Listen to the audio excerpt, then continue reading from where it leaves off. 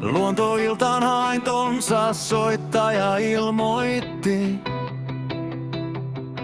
Kesämökin murahaisiin huomionsa kiinnitti. Vanha rakennus, muurahaiset päällekkäin.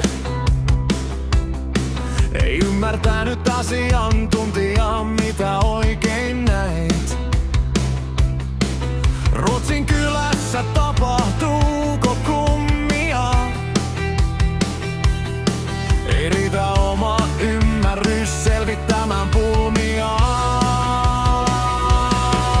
Miksi muurahaiset oli päällekkäin? Sitä mietin vieläkin päivittäin. Mikä oli muurahaisten sijainti? Ei lattia tai pöytä ilmeisesti.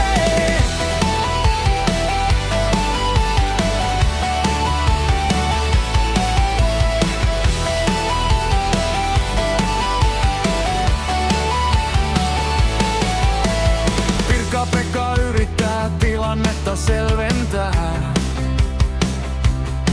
Heinän ja uuden rakennuksen mysteeriä selvittää. Aika monta kerrosta muurahaisia hämmentää asiantuntijoista jopa viisaimpia. Ei selvinnyt edes muurahaisten sijainti. Asiansa liian epäselvästi soittaja ilmaisi. Miksi muurahaiset ole päällekkäin? Sitä mietin vieläkin päivittäin. Mikä oli muurahaisten sijainti? Ei lattia tai pöytä ilmeisesti.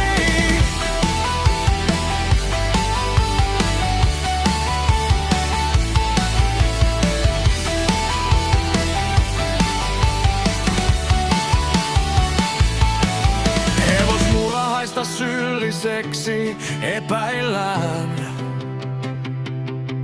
Asiantuntijat ovat silti hämillään. Lisätietoja ei soittaja anna lypsämälläkään. Ikuiseksi arvoitukseksi tämä mysteeri jää.